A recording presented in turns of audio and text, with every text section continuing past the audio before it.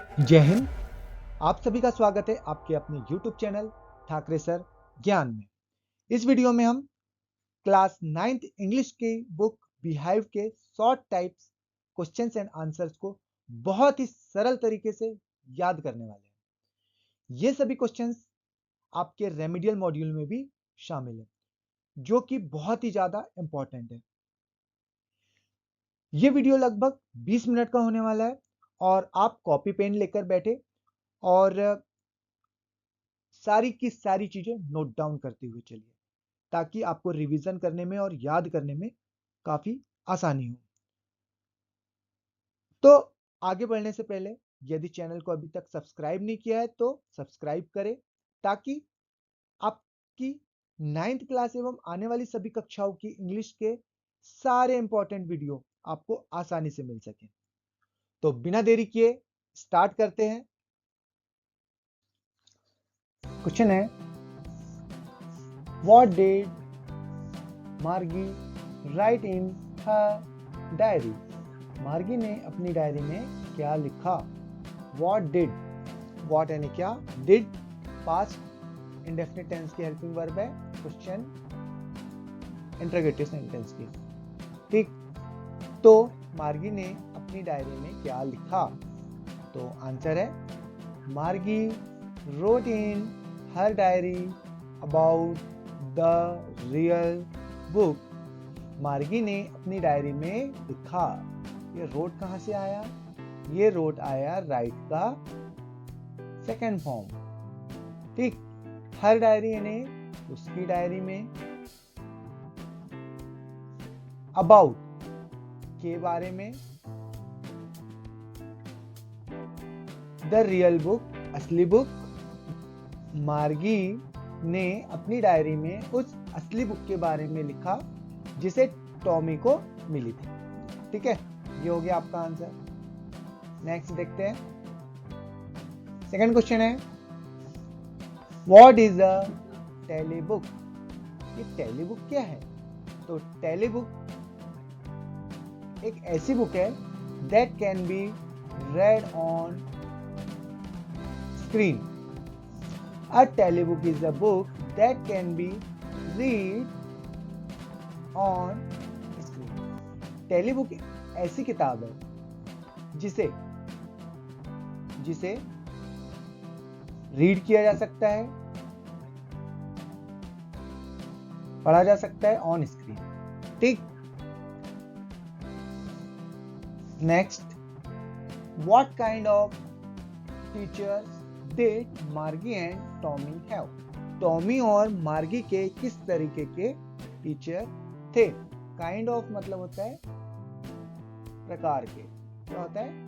प्रकार। किस प्रकार के टीचर थे टॉमी और मार्गी के?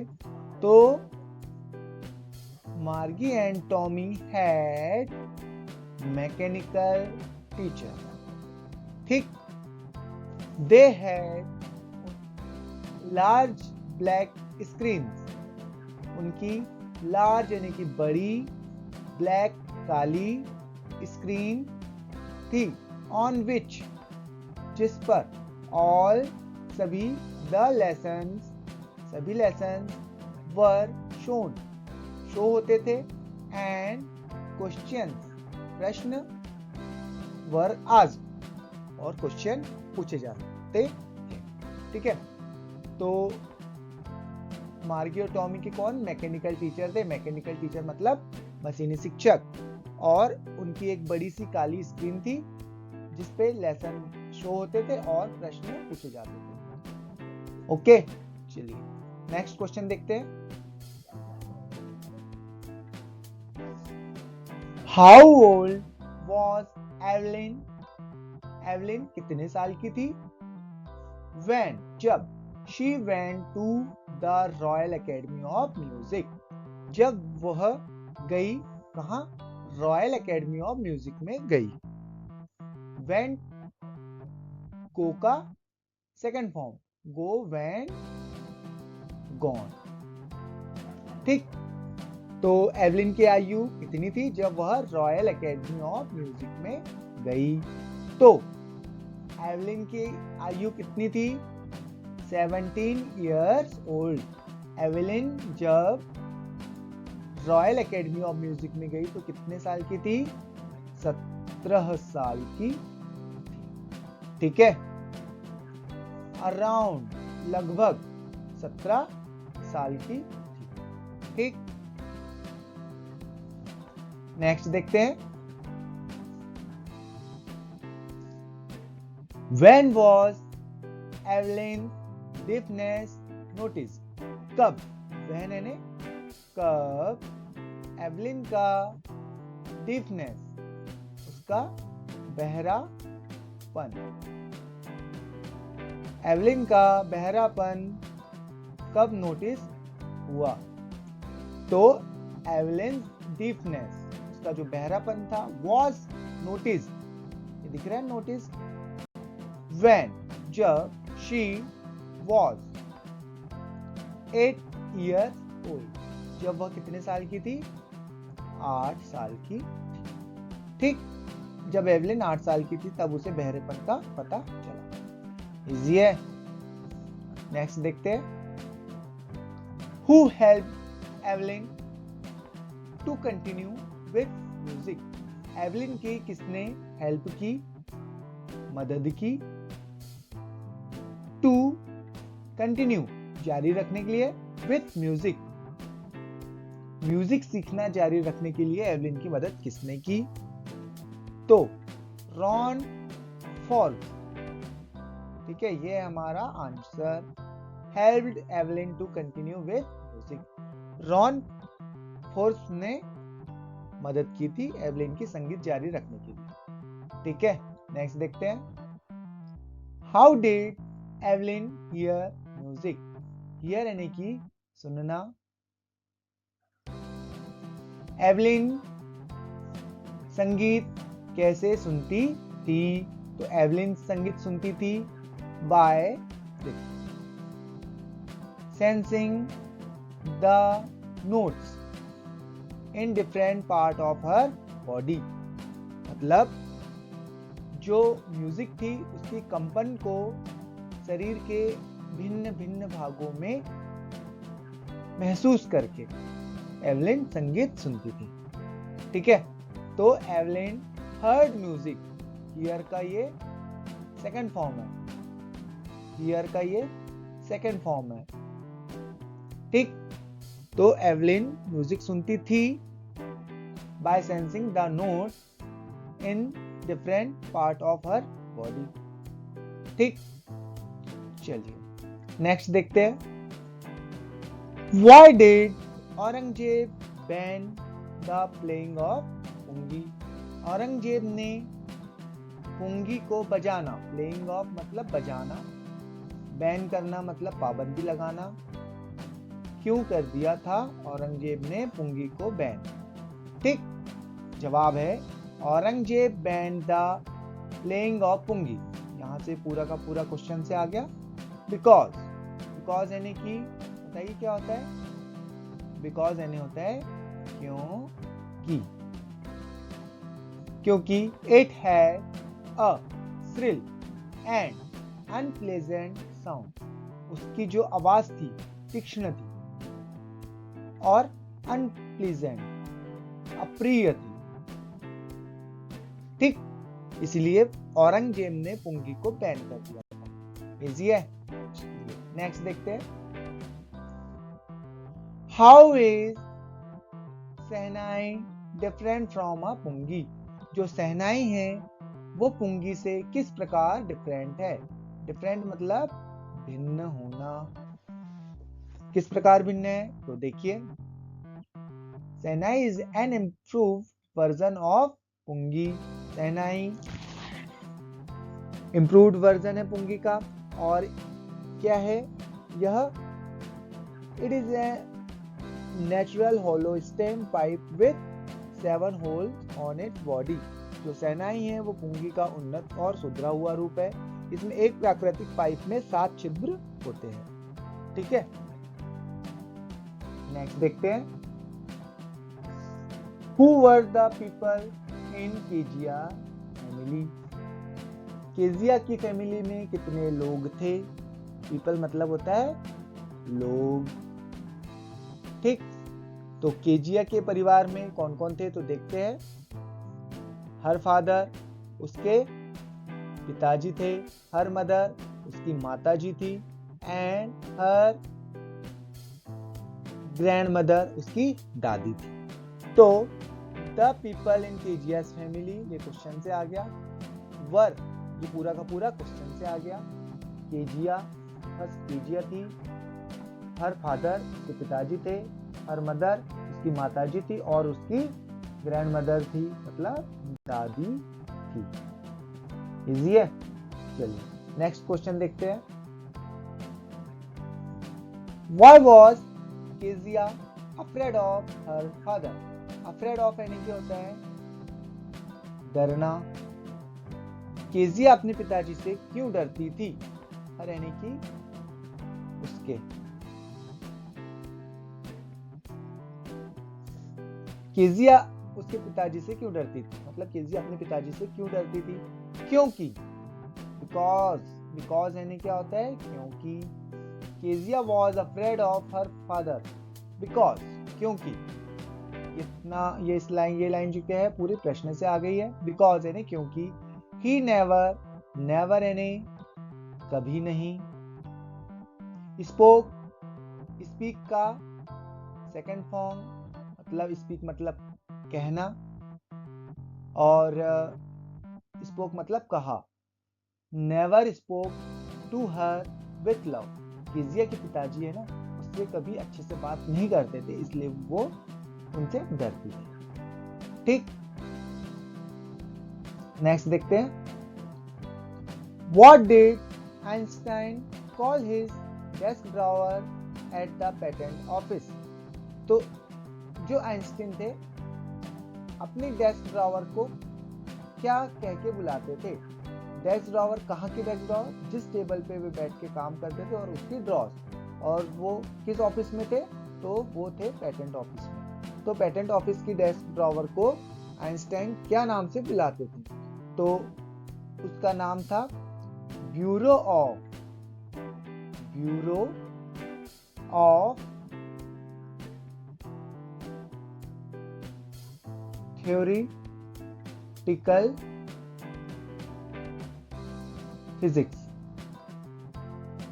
ठीक, तो Einstein call his desk drawer at the patent office, क्या नाम था?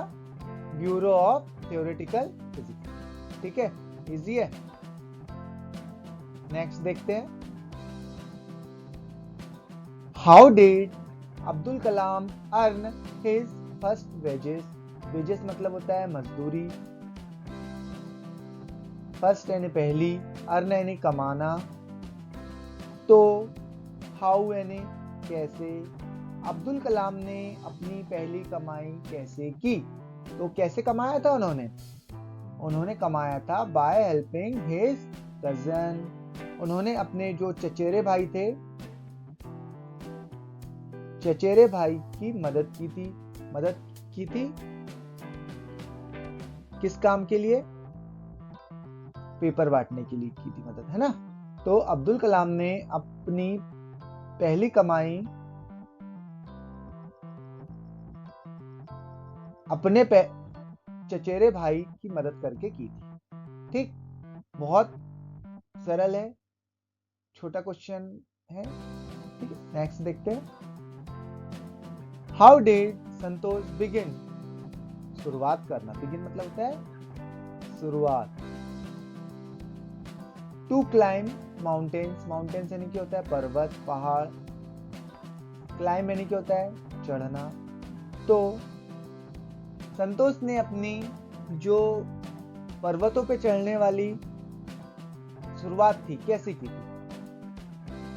तो first she began to climb hill in the village. सबसे पहले उसने कहां चढ़ना शुरू किया था? अपने गांव की हिल्स पे, छोटी छोटी पहाड़ियों पर। ठीक है, छोटी छोटी पहाड़ियों पर, हिल्स पर चढ़ना शुरू किया था। बिगिन, कौन सी पहाड़ियां थी? इन द विलेज, उनके जो गांव थी वहां की पहाड़ियों पर उन्होंने चढ़ना शुरू किया था। देन शी, तब उसके बाद वह टुक एडमिशन, टुक टेक का सेकेंड फॉर्म होता है जिसका अर्थ होता है लिया। टेक मतलब लेना, टुक मतलब लिया। Admission in Uttarkashi institute of mountaineer, Uttarkashi institute of mountaineer में उन्होंने प्रवेश लिया। उन्होंने अपनी जो पहली चढ़ाई थी अपने गांव में किया था और उसके बाद में उन्होंने उत्तरकाशी के पर्वतारोहण संस्थान में प्रवेश लिया। इजी है। नेक्स्ट देखते हैं। What shows Santosh concern for the environment, क्या बातें दर्शाती है कि संतोष को पर्यावरण की परवाह है। कंसर्न मतलब होता है परवाह, एक चीज कंसर्न में मतलब संबंध भी होता है। तो सोच यानी कि होता है दर्शाना, एनवायरमेंट यानी कि पर्यावरण। क्या बातें दर्शाती है कि संतोष को पर्यावरण की परवाह है।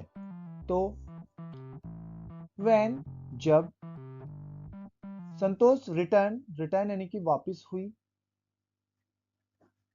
फ्रॉम से द माउंट एवरेस्ट, जब संतोष माउंट एवरेस्ट से वापस हुई तो she had collected 500 kilograms of garbage मतलब कचरा, फ्रॉम हिमालय से 500 किलोग्राम कचरा इकट्ठा करके वो नीचे लाई। क्यों लाई होगी? क्योंकि she wanted to keep it clean मतलब होता है साफ करना। ठीक, तो संतोष जब माउंट एवरेस्ट से वापस आई तो उसने हिमालय से 500 किलो कचरा अपने साथ में लाई ताकि हिमालय क्लीन रह सके। यही बात दर्शाती है कि संतोष को पर्यावरण की परवाह है। Who is Maria Sharapova? Maria Sharapova कौन है? मारिया शारापोवा एक रूसी टेनिस प्लेयर है। ठीक, तो मारिया शारापोवा कौन है? Maria Sharapova is a Russian tennis player. ठीक, इजी है। Why was Santosh Yadav sent to the local school? Santosh Yadav को लोकल स्कूल में क्यों भेजा गया? तो क्यों भेजा गया था? She was sent to the local school due to मतलब prevailing custom in family, जो प्रचलित रीति रिवाज थे, उनके प्रचलित प्रथा थी कि सभी बच्चे कहां पढ़ेंगे? गांव के स्कूल में पढ़ेंगे। इसलिए संतोष यादव को भी गांव के स्कूल में ही भेजा गया।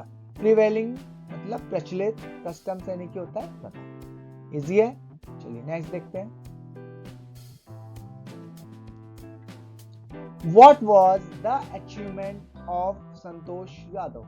अचीवमेंट यानी कि होता है उपलब्धि, जो लिखा है ना अचीवमेंट। संतोष यादव की क्या उपलब्धि रही? तो संतोष यादव की क्या उपलब्धि थी? Santosh Yadav scaled mount mount Everest twice, 2 बार। तो संतोष यादव माउंट एवरेस्ट पे 2 बार चढ़ने वाली महिला थी। इट वॉज ग्रेट अचीवमेंट, ये बहुत बड़ी उपलब्धि है। ठीक है, नेक्स्ट देखते हैं। Who was Bruno? ब्रूनो कौन था? तो Bruno was a baby bear, Bruno एक भालू का बच्चा था। नेक्स्ट देखते हैं, इजी है। Name of 2 temples the author visited in Kathmandu. ऐसे 2 टेम्पल्स के नाम बताइए जिसमें ऑथर, लेखक, जो पाठ के लेखक हैं, उन्होंने दौरा किया। तो विजिट यात्रा करना या दौरा करना। तो लेखक ने किन दो मंदिरों का दौरा किया? तो सही जवाब है the author visited the Pashupatinath temple and Boudhanath stupa. ठीक, नेक्स्ट देखते हैं। What was Zerold's profession? जो जेरोल्ड है, जेरोल्ड का पेशा क्या है? प्रोफेशन मतलब होता है पेशा। क्या लिखा है ये? प्रोफेशन। तो जेरोल्ड का पेशा क्या था? तो ड्रामेटिस्ट। जो जेरोल्ड है वो कौन था? ड्रामेटिस्ट। ठीक, नेक्स्ट देखते हैं। ड्रामेटिस्ट मतलब होता है नाटककार। नेक्स्ट है who was the intruder in Jerold's house? Jerold के घर में इंट्रूडर मतलब घुसपैठिया कौन था? तो the intruder who broke into Jerold's house was a criminal. तो जेरोल्ड के घर में घुसने वाला घुसपैठिया एक क्रिमिनल था। कौन था ये? क्रिमिनल। नेक्स्ट देखते हैं। इंट्रूडर समझ में आया? Why does the intruder intended to kill Zerold? जो इंट्रूडर है घुसपैठिया, इंटेंड टू किल, इंटेंड मतलब इरादा रखना, टू किल मतलब मारना। जेरोल्ड, जेरोल्ड को मारने का इरादा क्यों रखता है? कौन? तो घुसपैठिया। तो इसका जवाब है he wanted to take his identity। he मतलब इंट्रूडर, wanted चाहता है, to take his identity, his मतलब जेरोल्ड की आइडेंटिटी रखना चाहता है, एंड एस्केप मतलब भागना चाहता है, कैप्चर मतलब पकड़, बाय द पुलिस मतलब इंट्रूडर जेरोल्ड की आइडेंटिटी लेकर के पुलिस की पकड़ से भागना चाहता है, इसीलिए इंटेंडेड टू किल जेरोल्ड। ठीक है, बिकॉज यानी क्या होता है? क्योंकि। इजी है। तो इंट्रूडर जेरोल्ड को इसलिए मारना चाहता है क्योंकि वह उसकी आइडेंटिटी लेकर पुलिस की पकड़ से भागना चाहता है। इजी है।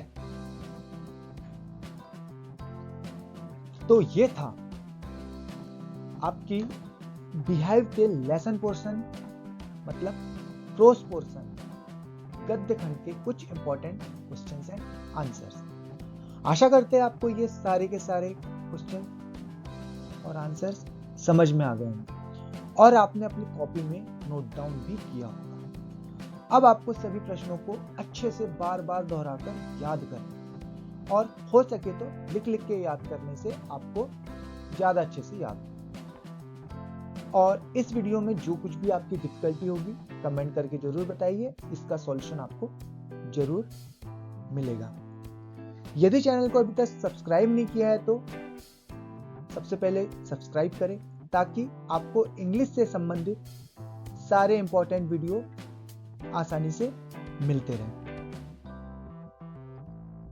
तो इस वीडियो को ज्यादा से ज्यादा शेयर करें ताकि ज्यादा से ज्यादा लोगों में पहुंच सके। तो please like, share and subscribe our YouTube channel Thackeray sir Gyan. धन्यवाद।